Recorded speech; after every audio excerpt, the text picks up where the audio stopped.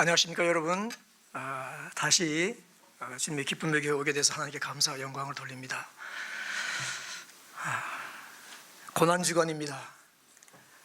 우리 1년 12달이 있고 365일이 있고 교회에 달력이 있는데 그 날 중에서 이번 주간이 가장 의미 있는 주간입니다. 아시죠? 왜냐하면 예수님의 십자가와 부활이 이번 한 주간 동안에 있은 일입니다. 우리 주님은 이 일을 위하여 오셨고 이 일을 향하여 쭉 오시다가 드디어 십자가를 맞으시는 것입니다. 그런데 그 일주일 중에서도 오늘 목요일부터 목, 금, 토, 주일, 부활 이 나흘이 더 중요한 날입니다. 왜냐하면 오늘 목요일은 최후의 만찬이 저녁에 있은 날입니다. 만찬 후에 겟세마네 동산에 가셔서 기도를 하셨고 거기서 체포가 되셨고 그 다음에 아주 심야 밤중에 대제사장에게 끌려가셔서 거기서 신문을 받으셨습니다. 그 다음날 아침 이른 새벽부터 다시 대제사장의 신문을 받으시고 그 다음에 빌라도의 법정에 서시고 사형이 연도되고 예수님은 십자가를 지시고 골고다에 가셔서 처형되시고 그 다음에 무덤에 장사되는 것이 내일 금요일입니다. 토요일은 주님께서 무덤에 계셔서 조용한 아무 일도 없는 날이었지만 또 성경을 연구해 보면 중요한 일들이 많이 있습니다. 그리고 주일날에는 주님께서 부활하셨습니다. 주님 영광스럽게 부활하셨습니다. 그런 면에서 볼 때에 이 이번 주간은 얼마나 중요한 주간인지 모르고 특별히 오늘 목요일부터 더욱 중요한 날입니다. 제가 이번 이 집회를 초청받고 기도를 하면서 무슨 말씀을 전할까 그런 생각들을 많이 했습니다. 제가 서울의 어느 한 교회 이름 대면 대반에 알 수 있는 한 교회에 와서 고난주간 집회를 2년 연속으로 아닙니다. 2번 온 적이 있습니다. 한 번 오고 그 다음에 2년 후에 다시 와서 한 적이 있습니다. 첫 해는 거기는 쭉 수요일부터 모였는데 닷새 동안 제가 그날 일어났던 일들을 가지고 말씀을 전한 적이 있습니다. 그 교회 다음 왔을 때는 그거 다시 할 수 없잖아요, 그죠? 그래서 그 다음에는 또 다른 주제를 가지고 했던 적이 있습니다. 그런데 이번에는 무슨 말씀을 할까 하는 생각을 하다가 예수님의 고난을 묵상하고 부활을 묵상하고 기뻐하는 것은 너무도 감사하고 좋은 일이지만 그러나 거기에 대해서는 여러분들이 이미 많이 아시고 들으셨기 때문에 저는 오늘 좀 더 큰 그림을 들여서 이 고난과 부활이 과연 무엇을 의미하는가, 무엇을 위하여 우리 주님은 고난을 받으시고 다시 부활하셨는가, 주님이 고난을 받고 부활하셨다는 것은 무엇을 의미하는가.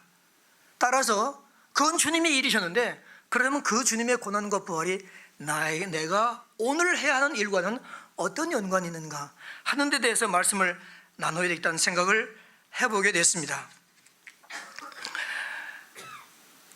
즉 우리 주님께서 이 고난과 부활을 통하여 우리에게 기대하는 것이 무엇인가 하는 생각을 해보고 거기에 대해서 좀 더 집중적으로 말씀을 드리려고 합니다. 단도직입적으로 결론부터 말씀드리면 그것은 전도를 하자는 것입니다.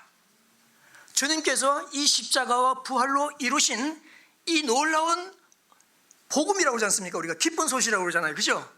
이 기쁜 소식을 왜 주님께서 이루셨다는 거죠? 나누기 위해서 이루신 것입니다. 나누라고. 여러분, 구원과 영생 이 선물은 하나님께서 절대로 우리가 혼자 잘 간직하고 즐기라고 주신 것이 아닌 줄 여러분도 아시죠? 예. 죄의 삭은 사망이요 하나님의 은사는 하나님의 공짜로 주시는 선물은 우리 주 예수 그리스도 안에 있는 영생이니라. 영생은 하나님께서 우리에게 주시는 최상의 선물이에요.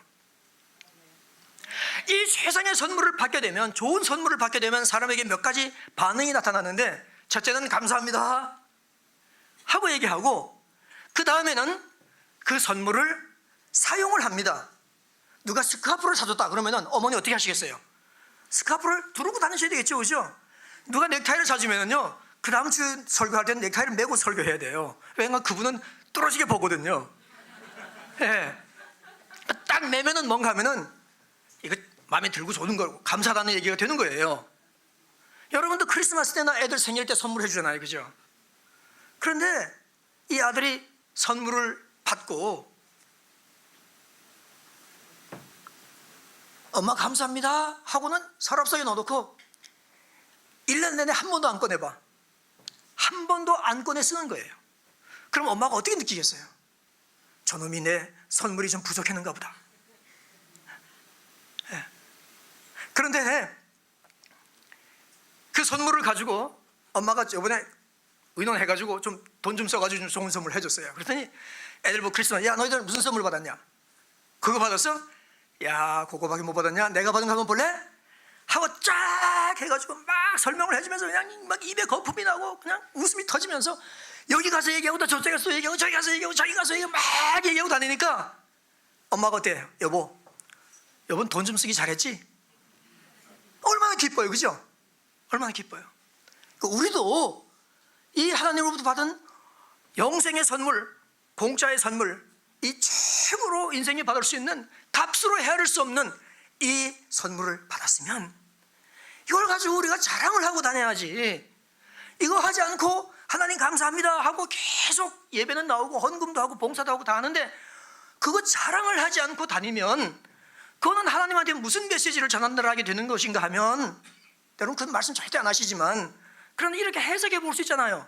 하나님 이거 사실 꼭 필요한 선물 아니었어요. 저한테 정말 자랑할 만한 선물이 못 됐어요. 이런 메시지를 전달하는 결과가 되는 거예요. 여러분 그렇게 말씀 안 하시죠? 그렇지만 그 한번 뒤집어놓고 생각해 보세요. 그렇죠? 그렇기 때문에 저는 여러분 우리가 이 받은 선물을 나가서 자랑을 하자. 예수님을 자랑하고 예수님께서 우리 하신 일을 자랑하고 하자. 전도하자 그거예요. 또 전도 얘기만 나오면 또 다 어떻게 돼요? 주눅이 들죠. 부담을 느끼죠. 절대로 인기 있는 주제가 아닙니다. 아주 그냥 이거 어떻게 할 수도 없는데 우리를 억누르는 그런 주제예요. 여러분 제가 런던에서 여기 설교하러 오면서 여러분께 부담 드릴 설교를 하러 오겠어요? 예? 여러분 힘드시게 하려고 하겠어요? 여러분들이 제가 오늘과 내일과 모레 전하는 말씀을 들으면 정말 여러분들이 주 안에서 찾는 기쁨이 무엇인가를 아실 수 있게 되길 바랍니다. 네. 이것은 부담으로 주어져서 하는 것이 아니고요, 저절로 그 속에서 샘물이 솟아나면 그냥 나가게 되는 거예요. 마음의 즐거움이 있으면 얼굴과 눈으로 기쁨이 나간다고 성경은 우리에게 이해하고 있습니다.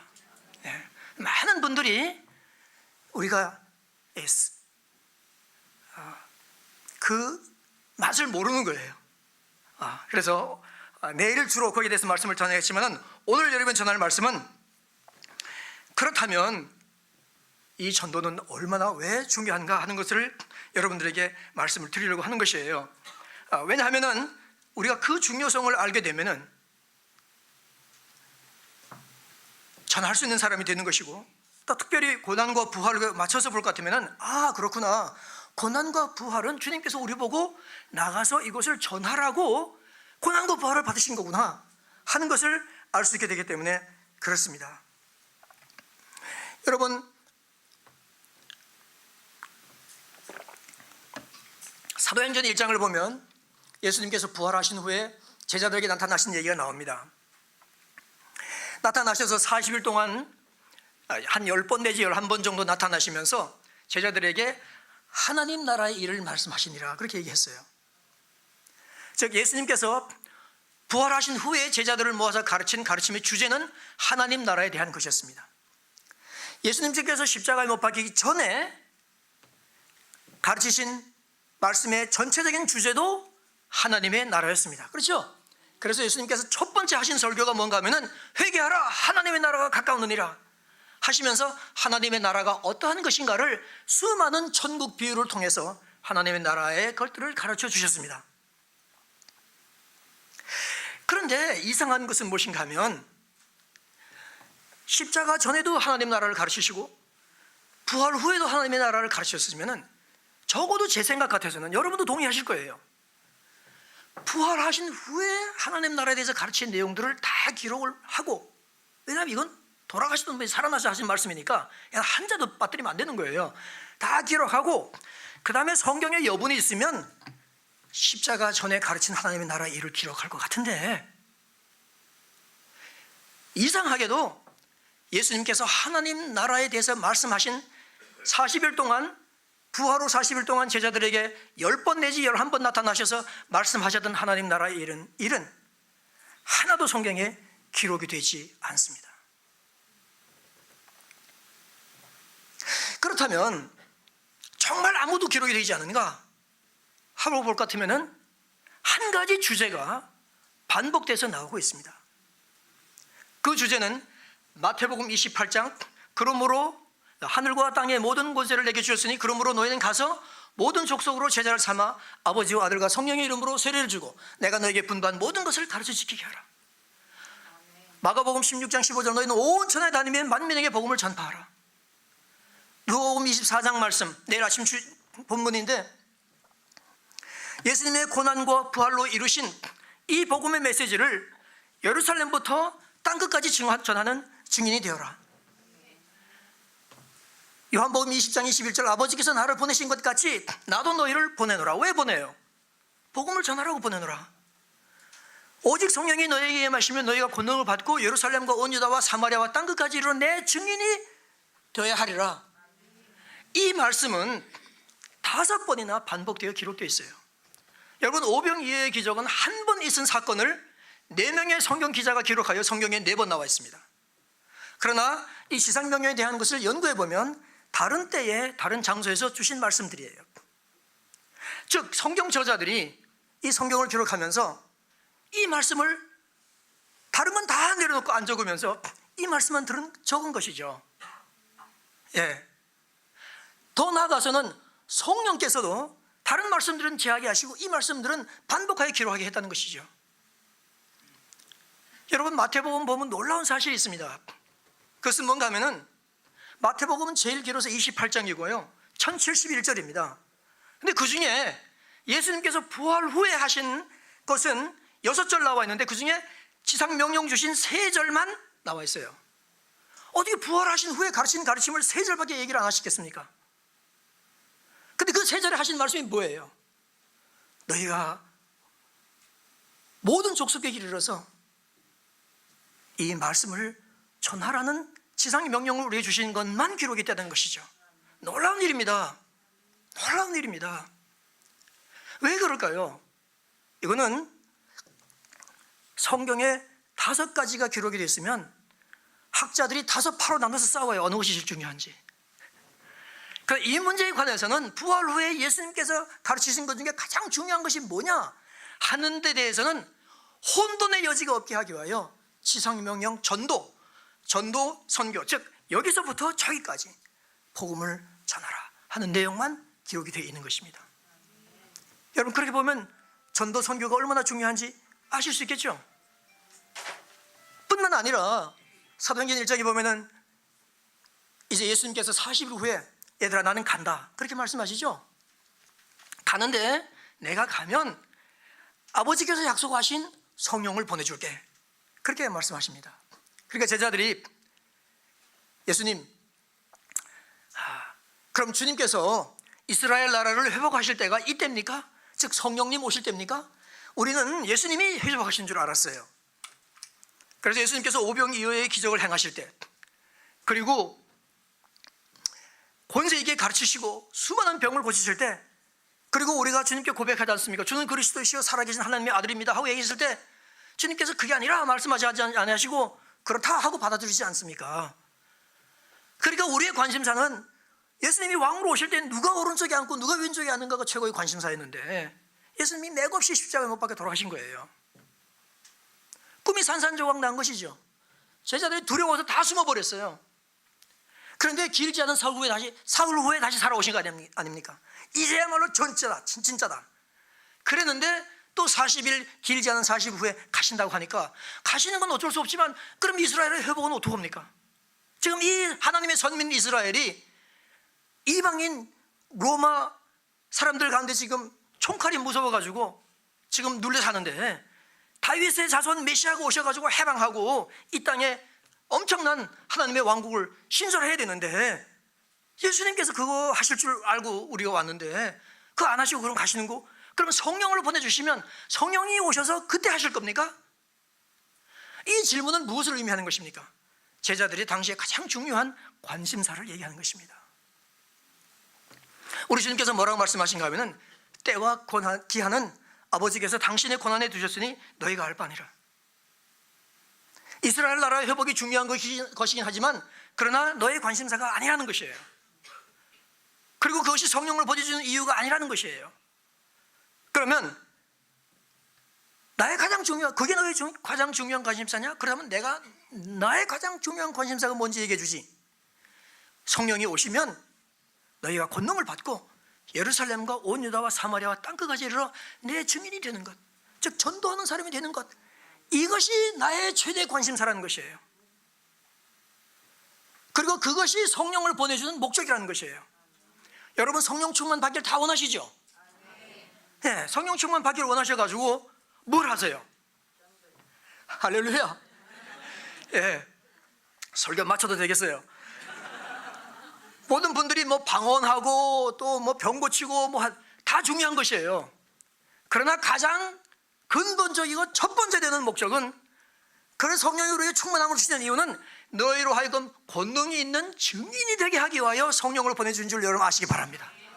예. 내가 성령 충만함을 받았다고 얘기하면서 전도할 마음이 하나도 생기지 않는다면 뭔가 좀 잘못된 것이에요. 여러분이 성령 충만한지 안 한지 잘 모르겠는데 그래도 하여튼 내가 되든지 안 되든지 하여튼 잘 할 줄 모르지만 그래도 이거 나눠야지. 저 사람 예수 믿게 해주세요 기도도 하고, 저 사람 전도지도 주려고 애를 쓰고 모셔다가 커피도 먹이면서 그래도 예수 믿는 게 좋아요 하고 얘기하든지 하는 거는 여러분의 성령 충만하다는 증거가 되는 것입니다. 네. 왜냐하면 성령은 증거하시는 성령이기 때문에 그렇습니다. 그러니까 우리 주님께서는 우리가 전할 메시지의 완성을 위하여 고난을 받으시고 부활을 하신 것입니다. 주님은 항상 결과물을 머리에 두세요. 먼저 생각을 하세요. 큰 그림을 가지시는 거예요. 그게 뭔가 하면 나를 따라오너라 내가 너희로 사람을 낚는 어부가 되게 하리라 그랬지 않습니까? 그죠? 이게 제자들 제일 처음 만날 때 하신 말씀이에요. 주님이 제자들을 부를 때는 이미 머릿속에 사람을 낚는 어부가 되게 하기 위하여 이 사람들을 부르신 것이고, 사람을 낚는 어부가 되게 하기 위하여 3년 공생애 동안 제자를 훈련을 시키신 거예요.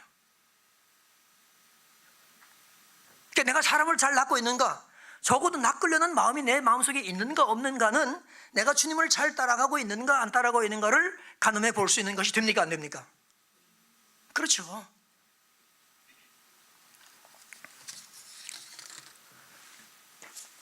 왜 그런가 하면, 왜 전도가 이렇게 중요한가 하면은 우리 주님께서 전도를 하러 오셨기 때문에 그렇습니다. 오늘 본문에 보면은 그렇게 말씀하지 않았습니까? 주의 성령이 내게 임하였으니, 주의 성령이 내게 임하였으니 이는 가난한 자에게 복음을 전하게 하시려고 내게 기름을 부으셨다. 주님께 하나님이 나에게 기름을 부으셨다. 기름 부은 자가 뭐예요? 메시아죠. 메시아는 기름 부은 자입니다. 하나님께서 나에게 기름을 부어서 메시아를 만드신 것은 목적이 뭐라고 나와요? 가난한 자에게 복음을 전하게 하시려고 나를 메시아를 만들었다는 것이에요. 그러면 메시아의 첫 번째 되는 사명은 뭐예요?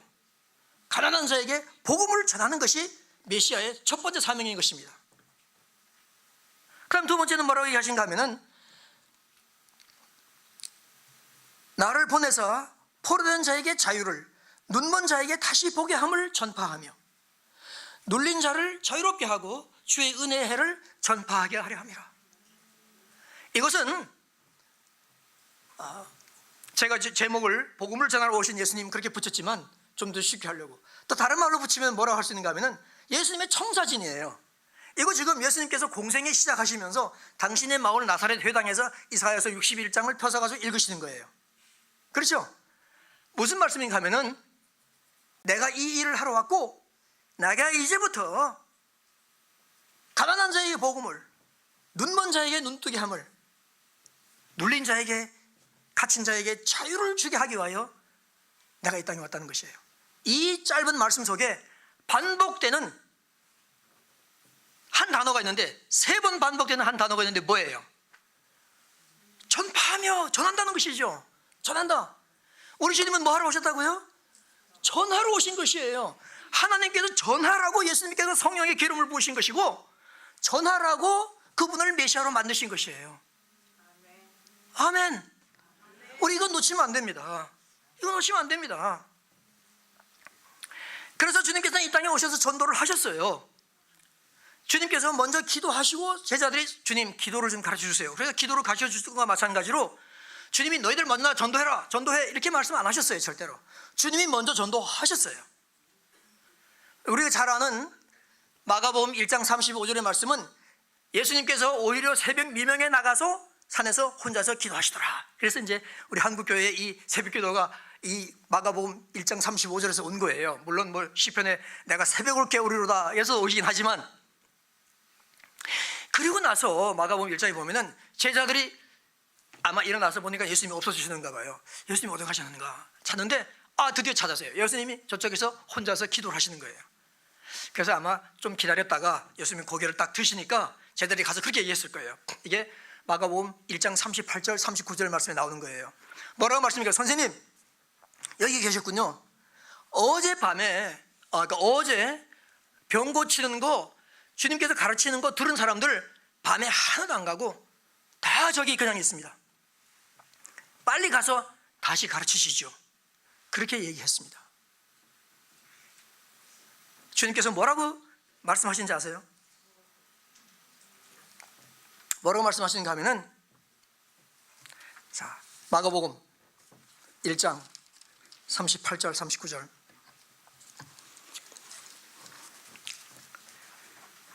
37절 보니까 만나서 이르되 주님 모든 사람이 주를 찾나이다.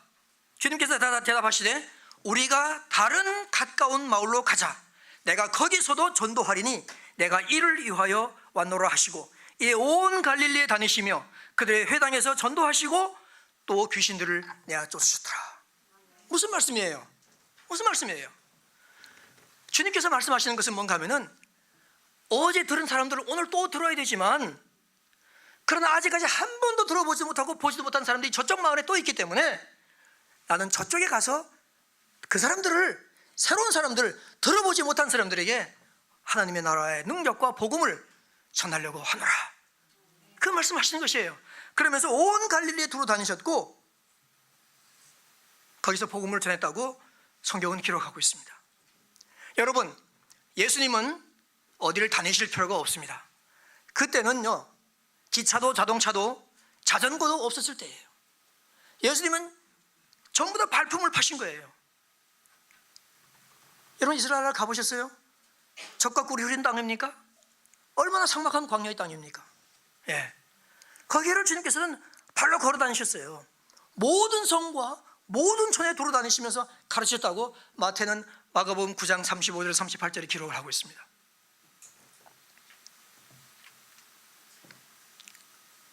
주님이 전도를 하신 거예요. 전도를 하셨어요. 그러면서 주님께서 기도 제목을 내셨습니다. 마태복음 9장 35절, 37절, 38절의 말씀인데, 다니시면서 전도를 하시다 보니까 목자 없이 유리하는 양 같은 사람들을 보았죠. 그죠? 그들을 보고 그 마음속에 뭐가 있었다고요? 불쌍히 여김이 나타났다고 그랬어요. 그렇게 얘기하시면서 저 사람들이 되게 불쌍한데 어떻게 되냐? 저 사람들은 추수가 돼야 돼. 추수가, 그냥 비유적으로 얘기해, 저 사람 추수가 돼야 되는데, 영원 추수가 돼야 되는데, 그러면 저 사람들이 더 이상 목자 없는 양같이 유리하며 방황하지 않고 목자에게서 사랑을 받고 자랄 텐데, 근데 저렇게 하려면 어떻게 되냐? 추수할 일꾼이 있어야 된다. 그래서 우리 주님께서 추수할 것은 많되 일꾼이 적으니 그러므로 추수하는 주님에게 청하여 추수할 일꾼들을 보내주셔서 하라. 그렇게 기록하고 있습니다. 여러분, 이 기도 제목은 주님께서 구체적으로 내신 불과 몇 개 안 되는 성경에 기록된 기도 제목인 줄 아시기 바랍니다. 이것은 무슨 의미인가 하면 이건 엄청나게 중요한 기도 제목이라는 거예요. 여러분, 여기서 구역이라고 부릅니까? 셀이라고 부릅니까? 목장이라고 부릅니까? 그 그룹에서 기도 제목을 내도 여러분들이 열심히 기도해 주죠? 네? 누가 뭐 병이 있다든지 누구 자녀가 어떻게 돼야 된다든지 그만 회사 일이나 여러 가지로 여러분이 열심히 기도를 해줄 거예요. 교회적으로 기도 제목을 내도 다 열심히 기도할 거예요. 당연한 거예요. 하물며 우리 주님께서 내신 구체적인 기도 제목 몇 개 안 되는 기도 제목 중에 하나라고 할 것 같으면 우리는 이 기도 제목을 붙잡고 얼마나 진지하고 지속적으로 기도를 해야 되겠습니까? 하나님 아버지, 우리 집에서, 우리 집안에서, 우리 교회에서, 우리나라에서 더 많은 일꾼들이 일어나서 추수밭으로 나가서 추수할 수 있도록 하나님 도와주시옵소서. 하는 기도 제목을 절대로 빠뜨리면 안 되는 것입니다. 우리 주님의 마음이 어디에 가 있는지 한번 보세요. 어디에 가 있는지. 그리고는 뭐라고 말씀하신가 하면 그 다음 마태복음 10장부터 보면은 우리 주님께서 제자들을 불러가다 둘씩 짝을 지어가지고 전부 다 전도를 내보내죠. 나중에는 72명도 모아가지고 내보내요. 그게 무슨 말씀인가 하면 너희들 기도만 하고 있을 것이 아니라 너희가 직접 너희 스스로 기도 응답이 되어서 전도 인력이 되어서 추수밭 현장으로 나가서 전도를 해야 되느니라 하는 말씀이 아니겠습니까?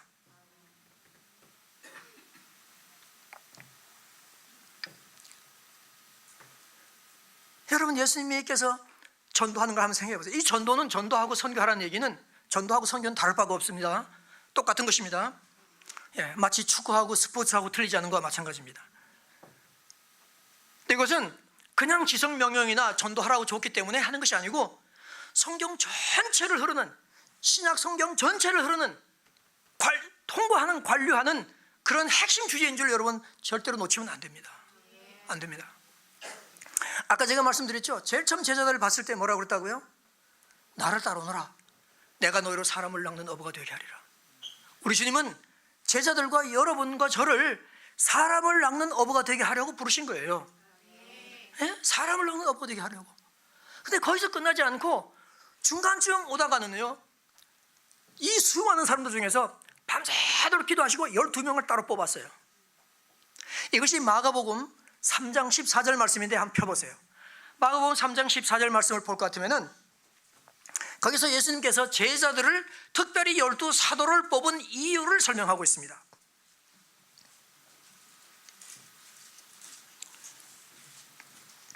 마가복음 3장 14절 말씀 찾으셨으면 같이 한번 읽어볼까요? 이에 12를 세우셨으니 이는 자기와 함께 있게 하시고 또 보내사 전도도 하며 귀신을 내쫓는 권능을 가지게 하려 하심이니라. 자, 제자들을 특별히 사도 12명을 뽑은 이유를 세 가지로 설명하고 있습니다. 첫째는 자기와 함께 있게 하시고, 두 번째 또 보내서 전도도 하게 하시며, 세 번째 권능을 주셔서 귀신을 내쫓는 권능을 주시기 위해서 그랬다. 여러분, 성도들이나 특별히 주의 종들은 귀신 내쫓는 권능을 받기를 굉장히 바라요. 왜 그럴까요? 능력 있는 종으로 보이기 위해서일까요? 성령을 연구해 보면은 절대로 누구에게 보이기 위해서, 은사 자랑하고 보이기 위해서 귀신 내쫓는 일이 벌어진 적이 없어요. 그것은 전부 다 뭐와 연결되어 있는가 하면 전도와 연결되어 있습니다. 그걸 아셔야 됩니다. 권능이 나타났을 때 사람들이 예수님을 믿게 되는 역사가 일어났던 것입니다. 네, 내가 믿으니 믿음대로 될지어라 하는 일들이 일어났던 것입니다. 그러니까 사실상은 권능을 주는 것도 전도를 위하여 주는 것이에요. 그 다음에 첫 번째가 뭐라고 그래요? 자기와 함께 있게 하시고. 자기와 함께 있는 게 뭘까요? 여러분처럼 이렇게 예배에 나오고 두 손 들어 찬양하고, 그렇죠? 기도하고 말씀 읽고 말씀을 묵상하고, 네? 성경 공부하고, 이 모든 것이 뭐예요? 하나님과 함께 있는 것입니다.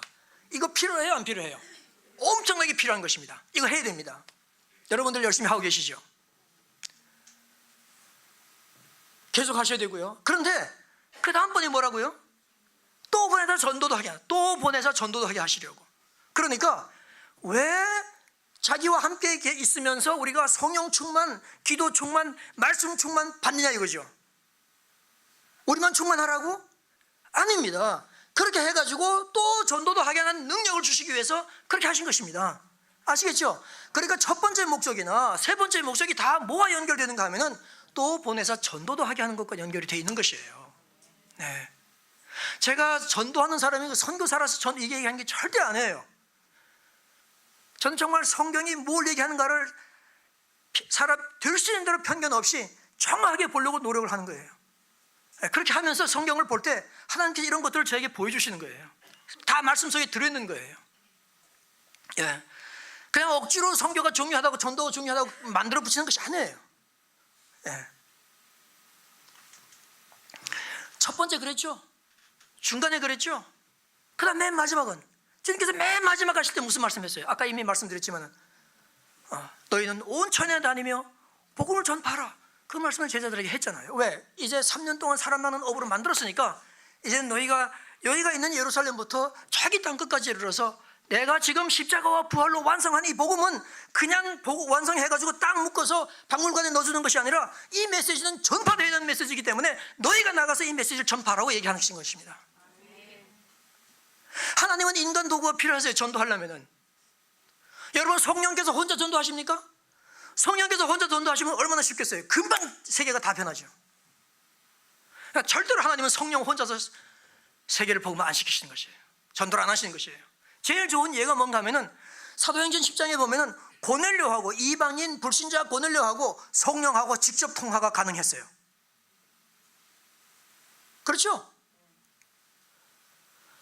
그런데 복음을 설명하는 것만큼은 그렇게 가기 싫어하는 베드로를 보내서 베드로가 설명을 하게 만들었어요. 여기서 우리는 배워야 됩니다. 성령께서 하시면 얼마나 확실하고 얼마나 빨리 되겠어요.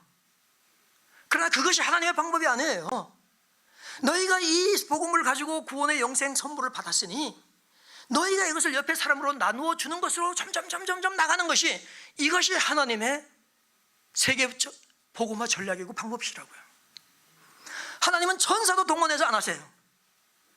우리 찬송가 중에 천사도 흠모할 만한 일이 있는데 그것은 뭔가 하면은 복음을 전하는 일이에요. 복음을 전하는 일은 천사도 못해요. 그건 누구에게 줬냐? 그건 우리에게 줬어요. 우리에게. 예, 우리에게 줬는데 우리가 잘 못하죠. 저부터도 잘 못하죠. 그러나 하나님은 인간 도구를 통하여 복음을 전하시려고 하는 것이 하나님의 계획이라는 것이죠. 여러분, 성경을 보게 되면 잃어버린 자의 비유가 나오죠. 잃어버린 자의 비유들이 세 가지가 나오죠. 첫째, 잃어버린 양이 있고요, 잃어버린 동전이 있고요, 그 다음에 잃어버린 아들이 있습니다. 누가복음 15장에 나오는 말씀입니다. 근데 이것을 공통점은 뭔가 하면은 잃어버려졌다는 사실이고, 두 번째는 이들은 잃어버려진 것들은, 즉 양이나 또 동전이나 아들은 자기가 잃어버려졌다는 데 대한 심각성을 모른다는 것이에요. 오히려 잃어버린 것을 안타까워하며 찾으려고 온갖 노력을 다하는 사람은 목자와 여인과 아버지입니다. 또 여기서 공통점은 뭔가 하면은, 이 비유의 공통점은 잃어버린 것을 찾았을 때 얼마나 기뻐하는가 하는 기쁨의 얘기가 여기서 나오게 되는 것입니다.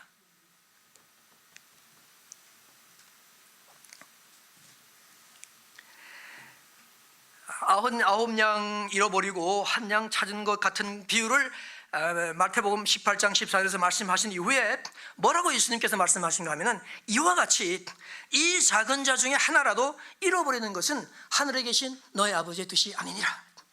즉, 왜 잃어버린 양 한 마리, 99양, 한 양, 그 비유를 왜 해주셨다는 거예요?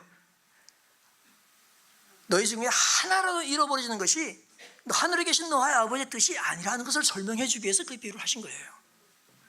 지금 말하면은 너희가 가서 이 한 양을 찾으라는 것을 알려주기 위해서 하신 거예요. 디모데전서 2장 3절에서 4절에 보면은 하나님은 모든 사람이 구원을 받으며 진리를 아는 데 이르기를 원하신다고 했습니다. 하나님이 세상을 이처럼 사랑하사 독생자를 주셨으니 이는 누구든지 멸망치 않고, 아무도 멸망하기를 주님이 바라시지 않으세요. 멸망치 않고 영생을 얻게 하려 하심이라 그랬어요. 이게 하나님의 뜻입니다. 그리고 하나님을 떠난 자들이 돌아오기를 기다리는 하나님의 심정을 이야기해 주고 있는 것입니다. 이 비유 중에서 참 재미있는 비유가 잃어버린 동전 얘기인데요, 이 여인이 동전 하나 잊어버렸잖아요, 그죠? 막 온 집안을 청소하고 다 하다 드디어 찾았어요. 찾고 나서 이 여인이 뭘 해요? 온 동네 사람 다 모아서 잔치하는 거예요. 자, 우리나라 동전 중에 제일 큰 동전이 얼마짜리예요? 500원짜리예요? 그 500원짜리 하나 찾았다고 동네 사람 다 모아가지고 5만 원 돈 쓴 거예요. 예? 이런 장사를 누가 하겠어요? 500원짜리 잊어버리고 말지. 이것은 무엇을 의미하는가 하면은 이 잃어버린 것을 찾는 것이 얼마나 기쁜 거를 얘기하는 것이에요. 그래서 우리 주님께서 말씀하시기를 사람이 온 천하를 얻고도 제 목숨을 잃으면 무엇이 유익하겠느냐? 사람이 무엇을 주고 제 목숨을 바꾸겠느냐? 그렇게 얘기하죠. 어느 율법사가 와가지고 선한 선생이요, 내가 무엇을 하여야 영생을 얻으리까? 그렇게 얘기합니다.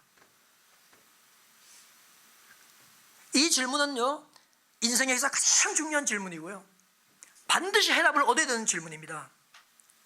이 율법사는 영생을 구했습니다. 영원한 생명, 그리스도 안에 있는 새로운 생명을 구했습니다. 오늘도 마찬가지로 사람들은 어떻게 해야 영생을 얻으리까? 내가 무엇을 하여야 영생을 얻으리까? 하고 얘기하는데, 여러분, 그런 사람이 누가 얘기하면 여러분이 그 사람이 어떻게 영생 얻을 수 있는지 얘기해 줄 수 있어요, 없어요? 예?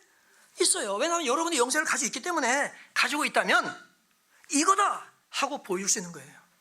뭐 신학적으로 쪽적으로 다 설명은 못한다 할지라도 그러나 보여주는 거예요. 정말 있으면 마음속에서 우러나와서 눈으로 보여줘요. 눈으로 보여줘요. 그러면 저 사람이 생각을 하는 것입니다. 저 사람은 내가 가지고 있지 못한 뭘 가지고 있구나. 하나님의 은혜로 제가 여러 나라를 다니며 복음을 전하고 다녔는데, 생각해 보면요, 저는 19살 때까지도 성경 한 번 잡아보지 못했고요, 불교 불신자 집안에서 태어난 사람이에요. 예. 그런데 누가 저한테 와가지고 예수를 믿으라고 한 거예요. 한 번 하고 간 게 아니고 자꾸 와서 직접 그리고요, 이분이 군대에 가셨는데 군대에 가가지고 일주일에 한 번씩 저한테 긴 편지를 써서 보내는 거예요. 예?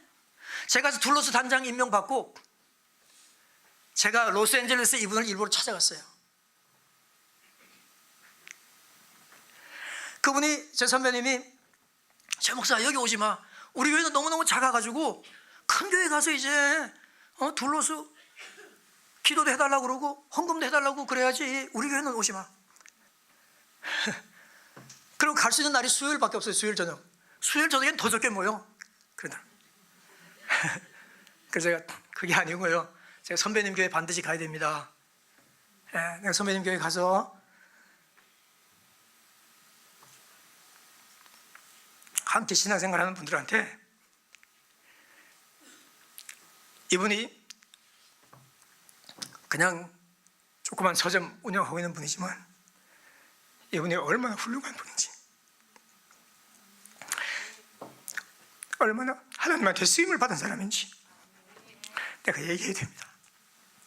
그래서 제가 얘기했어요. 누군가 우리한테 다 와서 얘기해줬기 때문에 오늘 여러분이 예수 믿지 않았어요? 누군가가 아는 중 모르는 중에 여러분을 위해서 다 기도했기 때문에 여러분이 여기 있는 거예요. 여러분, 하늘나라 가면은 한 영혼이 주님께 돌아오면 잔치가 열린다고 그러죠? 그럼 어떻게 잔치할 것 같아요? 한번 생각해 보셨어요? 자, 한번 생각해 봤어요. 천국에 있는 모든 사람이 다 모여 잔치할까? 그러면 잔치가 그냥 얼마나 많이 벌어질까? 아닌 것 같아. 천사들을 모아서 할까? 아닌 것 같아. 이런 생각이 들었어요. 최종상이 예수 믿는데 공헌한 사람들 다 모여라. 그러면 저는 모르지만 저를 위해서 기도했던 사람, 저는 전도지를 받은지 안 받은지 기억도 안 나지만 저한테 전도지를 준 사람, 저한테 편지를 써준 사람, 저한테 뭐라고 얘기한 사람들, 이런 모든 사람들이 그때는 다 모여가지고 최종상이가 예수 믿는 것을 감사하며 기뻐하며 하나님과 함께 즐길 것입니다. 이 땅에서 전도 많이 하시는 분들은요, 하늘나라 가서 되게 바쁠 거예요. 하나님 베푸신 잔치를 참여하러 사방으로 다녀야 되니까.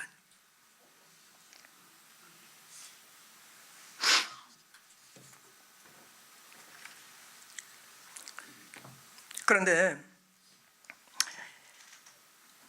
잃어버린 어린 양, 동전, 이거는 목자도 여인도 열심히 찾는데, 잃어버린 걸 찾는데 잃어버린 아들의 얘기는 아버지가 찾으러 나갔다는 얘기가 없어요. 그렇죠? 종들을 보내가지고 쫙 풀어가지고 빨리 가서 어디 가서 찾아서 잡아와야 되겠는데 아버지가 그렇게 안 하시는 거예요. 네, 그런데 성경에 보면은요, 찾아 나가는 아버지가 있습니다. 그것은 마가복음 5장 1절에서 20절의 말씀을 보면 한 군대 귀신 들린 사람이 예수님을 만나게 되는 얘기가 나오죠. 네? 이 이야기는 여러분 마가복음이 제일 짧은 성경이에요. 복음서예요. 이 복음서 중에 복음서의 마가복음의 특징은 즉시 빨리 넘어가는 거예요. 그래서 같은 내용을 적으면서도 쫙 줄여서 16장으로 적은 거예요. 그런데 이 군대 귀신 들린 한 사람을 예수님이 찾아가서 그를 고치신 이 얘기는 20절에 걸쳐서 기록이 되어 있습니다. 이것은 마가복음에 기록된 18가지 기적의 기사 중에서 가장 길게 기록된 것이고요, 사복음서를 전체를 통틀어도 나사로를 죽음 가운데 살리신 것 이외에는 가장 길게 기록된 것이에요. 어떻게 보면 그냥 예수님께서 군대 귀신 들리는 자를 고치셨더라, 귀신 내쫓은 얘기가 많이 나오니까 그게 전부 다 대여섯 절에 걸쳐서 나오거든요. 그럼 그냥 대여섯 절만 쓰면 될 것 같은데 무엇 때문에 여기다가 20절을 투자를 하냐 이거죠. 마가는 뭐 때문에 했으며 성령께서는 뭐 때문에 여기다가 20절을 투자를 했을까 하는 생각을 해보지 않겠습니까? 이걸 해보면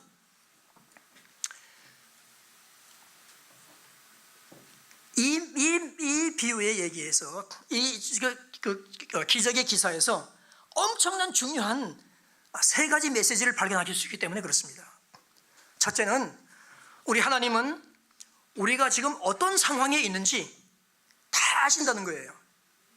다 아신다는 거예요. 여러분 알 것 같아요, 모를 것 같아요? 뭐 하나님 전지전능하시니까 아시겠지. 여러분 하나님께서 우리가 그래도 잘 모르니까요, 요새 잘 알 수 있도록 우리 시청각 교재를 주셨잖아요. 여러분 차에 부착되어 있는 세트냅, GPS 내비게이션 시스템이에요. 그렇죠? 그거는 어떻게 지금 내가 어디서 어디로 가고 있는지, 속도가 얼마인지, 어디서 턴 라이트, 턴 레프트 해야 되는지 다 가르쳐 주잖아요. 그죠? 네? 네. 만일 여기 계시는 한 300명이 똑같은 프로그램을 차를 몰고 다 나가면 각각 다른 목적지로 다 가는데 전부 다 개별적으로 지시사항을 전부 다 내려줍니다. 100만 대가 나가면 100만 대가 다 해줍니다. 왜 그럴까요? 그거는 저 위에 12,000마일 위에 24개로 구성된 새틀라이트들이 네트워크가 있어가지고 그것이 우리하고 내 차에 있는 이거하고 교신이 되기 때문에 그런 것입니다. 그렇다면 새틀라이트도 그렇게 알 것 같으면, 즉 알게 해줄 것 같으면 우리 하나님은 얼마나 잘 아시실까? 우리가 있는 장소뿐만 아니라 여기 새벽기도 나오신 하나님 아세요. 장소뿐만 아니라 하나님 우리의 마음까지 아세요. 여러분 이스라엘의 왕이 필요했을 때에 하나님께서 저 예루살렘 안에 있는 귀족들 가운데서 왕을 뽑을 생각을 하지 않으시고 저 베들레헴 산비탈에서 헝클어진 머리와 맨발로 냄새나는 양똥 냄새나는 옷을 입은 다윗에게 하나님의 눈이 가셨다고요. 왜 그럴까요? 하나님이 영적인 GPS를 벌써 활동하셔가지고 이 이스라엘 땅에서 누가 하나님을 제일 경외하는가를 하나님이 딱 픽업하신 거예요.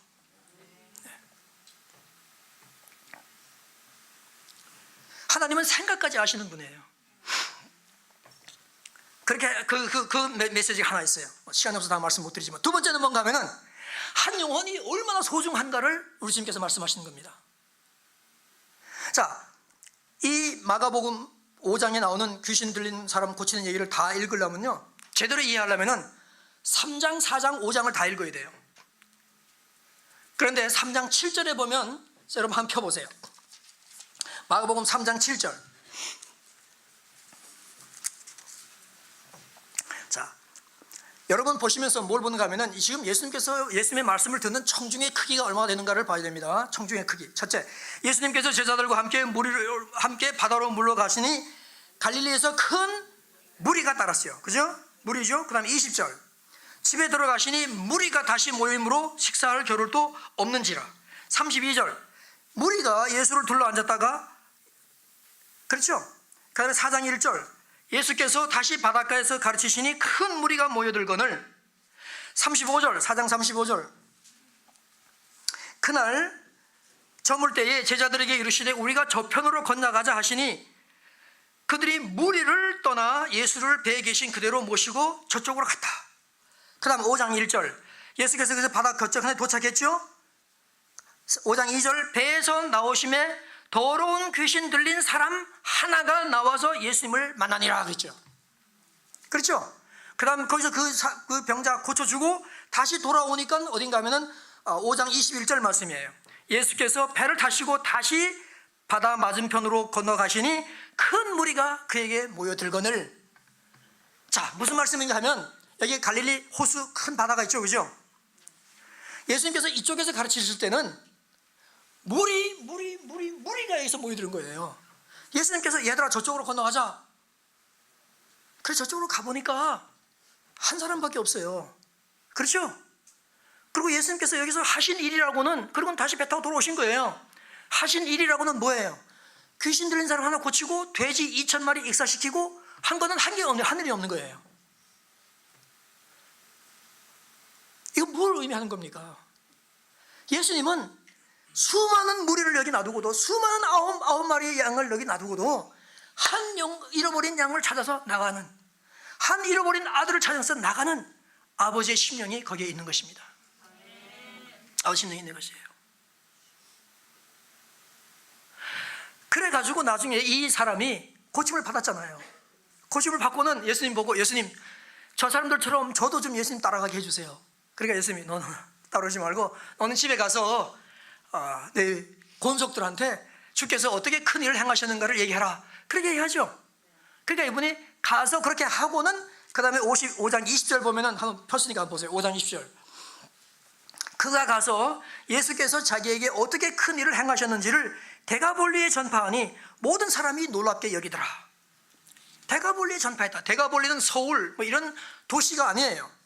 데카폴리스 합성어인데, 데카는 10개라는 뜻이고 폴리스는 도시라는 뜻이에요.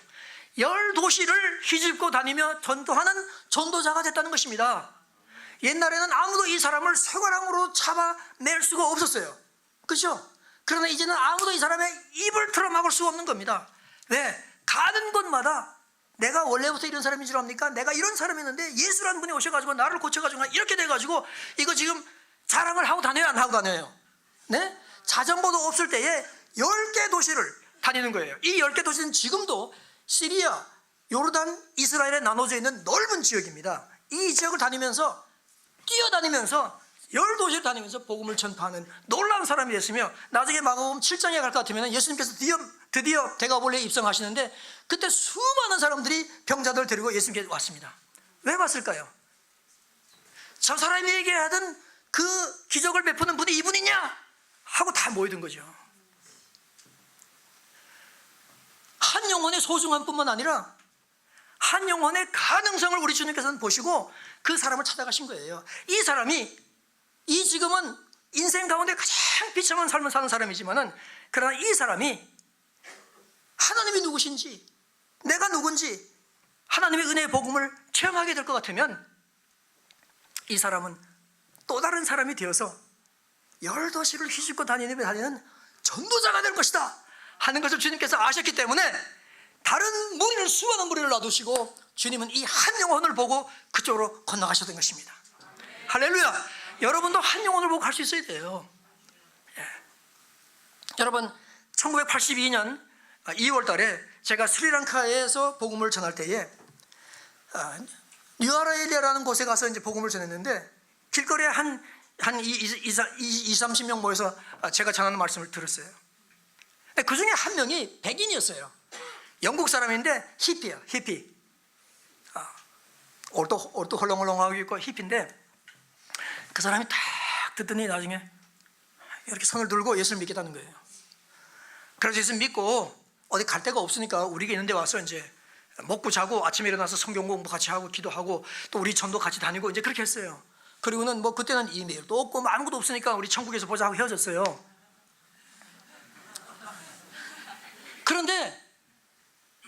그런데 2009년 제가 이 사람 소식을 알게 됐어요. 우리 독일 친구가 스위스 애를 하나 인터뷰를 했는데 그 성이 똑같아가지고 혹시 그 가족이 아닌가 생각했는데 나보고 그 사람하고 지금 연결이 되냐는 거예요. 나 연락이 안 됐는데. 그리고 나중에 근데 그 사람은 로고스 호프라는, 둘로스가 아니고 로고스 호프라는 배로 배정을 받았어요. 그래서 제가 로고스 호프에 갈 일이 생겼어요. 이사회가 있어가지고 가서 아무도 만나기 전에 안내방송실로 가서 내가 이 리디아를 불러달라고 내가 얘기했어요. 리디아가 왔어 나한테. 조그만한데 방긋방긋 웃고 너무 이쁜 애예요. 너네 아버지 이름이 이러이러냐? 이제 그 얘기를 했어요. 그렇대. 너네 아버지 어디 계시냐? 지금 뭐 하시냐? 우리 아버지는 지금 스위스 수릭에서 불어권 교회를 목회하는 담임 목사님입니다. 우리 아버지가 저한테 너는 18살만 되면 선교선을 타야 된다 하도 얘기하시거든요. 내가 18살 되자마자 대학에도 안 보내고 나를 먼저 선교선에 보냈습니다. 여러분, 복음은 이런 것입니다. 이런 일을 위하여 주님께서 고난을 받으신 거예요. 이런 일들이 나중에 일어나게 하기 위하여 주님께서 고난을 받으신 것입니다. 네. 고난을 묵상할 때에 고난만 묵상하는 것이 아니라 고난이 우리에게 어떤 의미를 주기 위해서 고난을 당하셨는지 그것을 생각을 해야 되는 것입니다. 네. 그래서 그는 로저는 스위스에서 목회하는 사람이 되고 딸들 앞으로 또 밑에 자식들도 다 이제 선교선 보내겠죠. 하나씩. 그렇게 해서 그 아이들이 나가서 세계에서 복음을 전하는 그런 사람들로 되게 하였습니다. 여러분, 복음은 절대로 우리가 혼자 가질 수 있는 것이 아닙니다. 가져서는 안 되는 것입니다. 자연스럽게 나눠줄 수밖에 없는 것이니까 나눠줘야 됩니다.